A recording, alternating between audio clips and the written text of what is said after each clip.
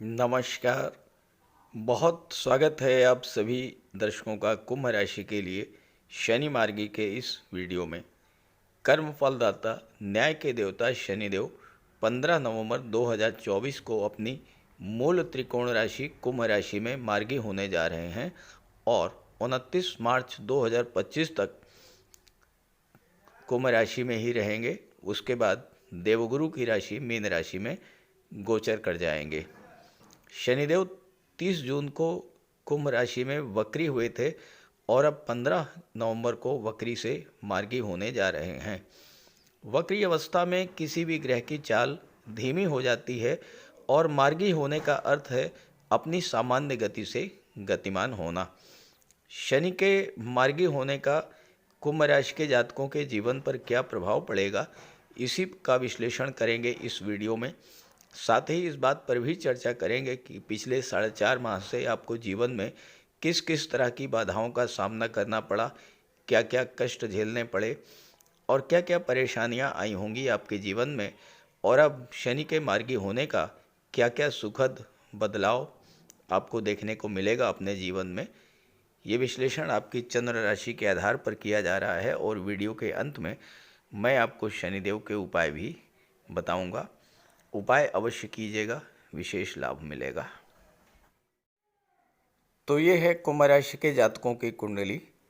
शनिदेव का गोचर आपकी कुंडली के लग्न भाव में है और शनि के सीधी दृष्टि सप्तम भाव पर, तीसरी दृष्टि पराक्रम भाव पर और 10वीं दृष्टि कर्म के भाव पर पड़ रही है। कुंभ राशि के जातकों के जीवन में शनि की 7.5 का दूसरा चरण गतिमान है और इसमें कोई दो राय नहीं है कि कुंभ राशि के जातकों को 7.5 का सबसे ज़्यादा कष्ट झेलना पड़ा होगा, क्योंकि शनिदेव आपके लग्न पर हैं, यानी आप पर ही शनि का प्रभाव है और आपके परिवार पर, आपके भाई बहनों पर, आपके करियर पर शनि का सीधा प्रभाव है और इस कारण आपको ज़्यादा कष्ट झेलना पड़ा होगा। हालांकि पिछले 4.5 माह से शनि वक्री हो रहे थे। अब वक्री गति जब होती है तो शनि की स्पीड और भी ज़्यादा स्लो हो जाती है। शनिदेव तो वैसे ही अत्यंत धीमी गति से गतिमान होते हैं, एक राशि में 2.5 वर्ष का समय लेते हैं, और वक्री होना तो स्पीड और भी स्लो हो जाना। तो क्या हुआ होगा आपके साथ, और अगर ऐसा हुआ हो तो कमेंट करके ज़रूर बताइएगा। देखिए, शनि कर्म के कारक हैं, आपके लग्न के भाव में बैठे हैं। जब शनि वक्री हुए तो शनि के फल देने की गति अत्यंत मंद हो गई। हालांकि अशुभ फलों में भी कमी आई होगी। शनि के अशुभ फल आपको जो मिलने थे उनमें देरी हुई होगी, लेकिन जो शुभ फल मिलने चाहिए थे वो भी आपको नहीं मिल पाए होंगे। अब यहाँ आपके लग्न में शनि का गोचर है। लग्न भाव आपके व्यक्तित्व और शनि मंद गति से गतिमान, अत्यंत मंद गति से गतिमान, तो आपके व्यक्तित्व को ही एकदम धीमा कर दिया होगा। यानी आप जो करना चाह रहे होंगे वो नहीं कर पाए होंगे। आपका डेली रूटीन गड़बड़ा गया होगा। कोशिश करके भी आप अपने डेली रूटीन को नहीं सही कर पाए होंगे। आपने बार बार ये कोशिश किया होगा कि ये कार्य मुझे एक हफ्ते में पूरा कर लेना है या 1 महीने में पूरा कर लेना है, लेकिन आप उस कार्य को पूरा नहीं कर पाए होंगे। उस कार्य में लगातार देरी होती चली गई होगी और जब कार्य डिले हुआ होगा तो आपको उसको पूरा करने के लिए बहुत ज़्यादा संघर्ष भी करना पड़ा होगा। शनिदेव दशम और एकादश के कारक होते हैं, यानी कर्म के और लाभ के कारक होते हैं। तो शनि के वक्री होने से सबसे पहले तो आपका कार्य क्षेत्र प्रभावित हुआ और फिर इनकम का भाव प्रभावित हुआ। तो जीवन में कुछ पाने के लिए, कुछ बनने के लिए कर्म तो अनिवार्य है। जब कर्म के कारक ही वक्री थे तो सीधी सी बात यह है कि आपका मन काम में नहीं लगा होगा।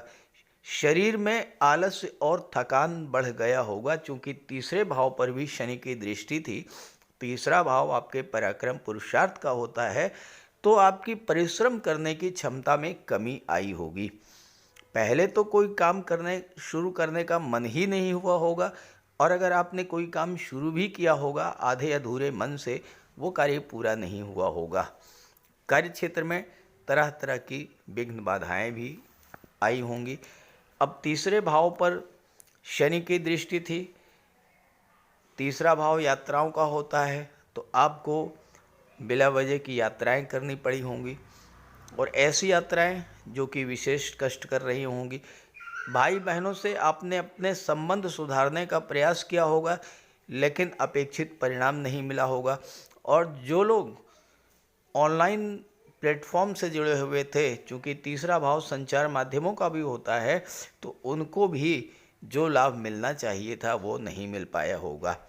शनि के वक्री होने का सबसे ज़्यादा नकारात्मक प्रभाव आपके व्यापार व्यवसाय और आपके दाम्पत्य जीवन पर पड़ा होगा। फैमिली लाइफ में एक अजीब तरह की दूरी बनी हुई होगी, रिश्तों में कटुता बढ़ी होगी, और व्यापार में भी मंदी की स्थिति से आपको जूझना पड़ा होगा। आपके डेली इनकम में भी कमी आई होगी। किसी तरह का कोई आप कॉन्ट्रैक्ट करना चाहते थे, वो आप नहीं कर पाए होंगे। और दशम भाव पर दृष्टि पड़ने का तो सीधा सा प्रभाव ये हुआ कि आपके कार्य प्रभावित हुआ, कार्य क्षेत्र प्रभावित हुआ, और जब कार्य क्षेत्र प्रभावित हुआ तो फिर धन भी आपको नहीं मिल पाया होगा। क्योंकि शनि 12वें भाव के भी स्वामी थे, और 12वां भाव अस्पताल का था। स्वास्थ्य संबंधी समस्याओं से आपको जूझना पड़ा होगा। अब आपके घर का कोई सदस्य अगर अस्पताल में भर्ती था, किसी जातक का, तो हो सकता है कि जितने समय में उसको रिकवर हो करके, उसको ठीक हो करके घर आ जाना चाहिए था, उसमें देरी हुई हो, ज़्यादा समय लगा हो, और वो जल्दी ठीक होकर घर ना आ पाया हो। 12वां भाव खर्चों का होता है। बिला वजह के खर्चे आपके बढ़े होंगे। कोई कोर्ट केस कचहरी का मैटर था, आपने चाहा होगा कि इसको किसी भी तरह से निपटाया जाए जल्द से जल्द, लेकिन उसमें कुछ न कुछ ऐसा हुआ हो सकता है कि लगातार डेट्स पर डेट्स मिलती चली गई हों, वो कार्य आपका पूरा नहीं हो पाया हो। खर्चे फालतू के आपके बढ़े होंगे, और बचत आपकी प्रभावित हुई होगी। आप कोई निवेश नहीं कर पाए होंगे। और सबसे बड़ी बात यह है कि जो लोग विदेश जाना चाहते थे, विदेश नहीं जा पाए होंगे। विदेश गए भी होंगे तो वहाँ पर तरह तरह की समस्याएं आई होंगी। जो कार्य, जो व्यापार आप करना चाहते थे, वो नहीं कर पाए होंगे। इस तरह की तमाम समस्याएं आपको झेलनी पड़ी होंगी। हालांकि 7.5 के कष्ट तो आप पर थे ही, वक्री होने से और अधिक कष्टों में वृद्धि हुई होगी। दाम्पत्य सुखों में कमी आई होगी, और संबंधों में एक अजीब तरह का रूखापन भी आया होगा। तो अगर ऐसा कुछ हुआ हो, और निश्चित रूप से हुआ होगा, तो ज़रूर कमेंट करके बताइएगा। अब आइए समझते हैं कि मार्गी होने का क्या फल आपको मिलेगा। शनिदेव मार्गी होंगे 15 नवंबर को, और 29 मार्च को राशि परिवर्तन करके धन के भाव में चले जाएंगे, मीन राशि में। और जैसे ही धन के भाव में जाएंगे, आपके जीवन से 7.5 का दूसरा चरण जो है वो समाप्त हो जाएगा, और तीसरे चरण की शुरुआत होगी। शनि जब मार्गी होंगे तो सबसे पहला प्रभाव तो आपके व्यक्तित्व पर पड़ेगा, आप पर पड़ेगा, और आपके दाम्पत्य जीवन पर और व्यापार पर पड़ेगा। आपके अंदर जो एक धीमापन आ गया था, आपका जो डेली रूटीन खराब हो गया था, आप जिस गति से कार्य करना चाहते थे उस गति से कार्य नहीं कर पा रहे थे, तो पहला प्रभाव तो यही पड़ेगा कि आपके कार्य क्षेत्र को गति मिलेगी। आपके अधूरे कार्य पूरे होंगे, काम में मन लगेगा, नए व्यापार व्यवसाय की शुरुआत होगी। स्वास्थ्य संबंधी समस्याओं को लेकर आप परेशान थे तो स्वास्थ्य संबंधी समस्याएं समाप्त होंगी। घर का कोई सदस्य अस्पताल में भर्ती था तो अस्पताल से वो जल्द से जल्द घर वापस आएगा स्वस्थ होकर के। खर्चों में कमी आएगी। विदेश जाने के कार्य आपके पूरे होंगे। विदेश जाने का सपना पूरा होगा। क्योंकि सप्तम पर भी दृष्टि है और 12वें भाव के स्वामी हैं, तो जो लोग विदेशों से व्यापारिक संबंध रखते हैं, कोई व्यापार कर रहे थे और उस व्यापार में समस्याएं आई थी, उनका पैसा फंस गया था, व्यापार सही ढंग से नहीं चल पा रहा था, या पार्टनरशिप में व्यापार था और पार्टनर की तरफ से भी आपके लिए तमाम समस्याएं पैदा की जा रही थी, तो इस तरह की समस्याओं से आपको इस समय अब राहत मिलनी शुरू होगी। धन का निवेश नहीं कर पा रहे थे, आप बचत नहीं कर पा रहे थे, खर्चों में अब कमी आएगी, आप बचत भी कर पाएंगे। और जैसे ही 29 मार्च को राशि परिवर्तन करके शनिदेव धन के भाव में आ जाएंगे तो आपका निवेश बढ़ेगा और उसी गति से आप उसी दिशा में आप इस समय 15 नवंबर के बाद गतिमान होंगे।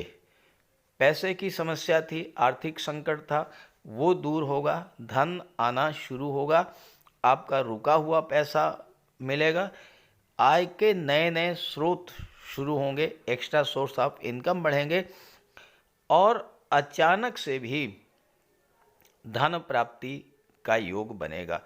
क्योंकि आपकी कुंडली में धन के भाव में राहु का गोचर है और राहु आकस्मिकता के कारक होते हैं, अचानक से धन प्राप्त करा देते हैं। तो अगर आपकी कुंडली में राहु शुभ हुए तो आपको अचानक से धन भी दिला देंगे और आपका डूबा हुआ पैसा भी मिलेगा। राहु की दृष्टि दशम भाव पर भी पड़ रही है और शनि की दृष्टि भी पड़ रही है। शनि राहु दोनों एक दूसरे के बहुत गहरे मित्र हैं, एक जैसा ही कार्य करते हैं। तो अचानक से अब आपके कार्य क्षेत्र को गति मिलेगी और आपके कैरियर में जो बाधाएं थीं वो दूर होंगी। कोई बड़ी महत्वपूर्ण जिम्मेदारी आपको सौंपी जा सकती है, कोई बड़ा कार्य आपसे लिया जा सकता है। गवर्नमेंट से जुड़ करके आप कोई कार्य शुरू करना चाहते थे, नहीं कर पा रहे थे, तो आप गवर्नमेंट से जुड़ करके कोई कार्य शुरू कर पाएंगे। कोई गवर्नमेंट टेंडर, कोई गवर्नमेंट प्रोजेक्ट आपको इस समय मिल सकता है। स्वास्थ्य में भी सुधार होगा। जब धन आएगा तो कर्ज भी उतरना शुरू होगा। जो छात्र हैं और उनके मन में पढ़ाई को लेकर कोई भटकाव की स्थिति बनी थी या कुछ बच्चों की पढ़ाई छूट गई थी, तो अब आपका फोकस एक बार फिर से अपनी शिक्षा पर बढ़ेगा। नए उत्साह के साथ आप आगे बढ़ेंगे तो कंपटीशन भी क्रैक करेंगे। शनि की दृष्टि सप्तम भाव पर है, बिजनेस ग्रोथ तो देखने को मिलेगी। शनि जब मार्गी होंगे तो आपका दाम्पत्य जीवन भी सामान्य गति से गतिमान होगा। आपके फैमिली लाइफ में जो गतिरोध पैदा हो गया था वो गतिरोध समाप्त होगा। एक दूसरे के प्रति समझदारी बढ़ेगी, एक दूसरे के प्रति प्रेम बढ़ेगा, आकर्षण बढ़ेगा। और चूंकि राहु की दृष्टि भी सप्तम भाव पर पड़ रही है, राहु की दृष्टि अष्टम भाव पर पड़ रही है, तो इस समय आपको गुप्त धन की भी प्राप्ति होने का बड़ा योग बनता है। शनि आपके लग्न में बैठे हैं और मार्गी हो चुके हैं, तो आपकी परिश्रम क्षमता और आपके उत्साह में वृद्धि करेंगे। और राहु जो कि दूसरे भाव में गोचर कर रहे हैं, अचानक से आपको किसी प्रतियोगी परीक्षा में सफलता दिला देंगे। कोई नौकरी मिलने का योग बन जाएगा, खास करके विदेश में नौकरी मिलने का योग बनेगा, क्योंकि 12वें भाव के स्वामी भी हैं। और सबसे बड़ी बात यह है कि आपके जीवन में स्वास्थ्य को लेकर के, धन को लेकर के जो समस्याएं चल रही थीं, पारिवारिक जीवन में जो समस्याएं चल रही थीं, या भाई बहनों से तालमेल नहीं बैठ रहा था, आपके कार्यस्थल पर अपने बॉस से, सीनियर से संबंध खराब हो रहे थे, उनसे तालमेल नहीं बैठ रहा था, तो इस तरह की सारी समस्याओं का अंत इस गोचर काल में होने जा रहा है। तो इस गोचर का लाभ उठाइए और शनिदेव के उपाय अवश्य कीजिए। शनिदेव को प्रसन्न करने के लिए बहुत छोटे छोटे आसान से उपाय मैं आपको बताने जा रहा हूँ। इन उपायों को आप करेंगे तो आपको बहुत बड़ा लाभ मिलेगा। देखिए, शनिवार के दिन प्रातःकाल स्नान ध्यान पूजा पाठ से निवृत्त होकर भगवान भोले शंकर के मंदिर जाइए और भगवान शिव को गंगा जल काला तिल मिला करके जल अर्पित कीजिए और सूर्यास्त के बाद पीपल के वृक्ष के नीचे तेल का दीपक जलाइए। शनिवार के दिन काला तिल, काली उड़द, सरसों का तेल, काला छाता, काले कंबल का दान करने से आपको विशेष लाभ मिलेगा। शनिवार के दिन छाया दान करने से बहुत बड़ा लाभ मिलता है। एक कटोरी में सरसों का तेल लेकर के उसमें अपना चेहरा देखिए और उसको दान कर दीजिए। गरीबों की मदद कीजिए यथाशक्ति और सूर्यास्त के बाद हनुमान चालीसा और सुंदरकांड का पाठ कीजिए। शनिवार के दिन बंदरों को गुड़ और काला चना मिलाकर खिलाने से भी शनिदेव प्रसन्न होते हैं। सूर्यास्त के बाद शनिदेव के बीज मंत्र ओम शन शनैश्चराय नमः इसका एक माला जाप कीजिए, विशेष लाभ मिलेगा। गंगा जल में काला तिल मिला करके अर्घ्य देने से भी आपको विशेष लाभ मिलता है और पक्षियों को दाना खिलाने से, मछलियों को आटा खिलाने से और पशुओं को चारा खिलाने से भी शनिदेव अत्यंत प्रसन्न होते हैं। तो इन उपायों को कीजिए, आपको बहुत बड़ा लाभ मिलेगा।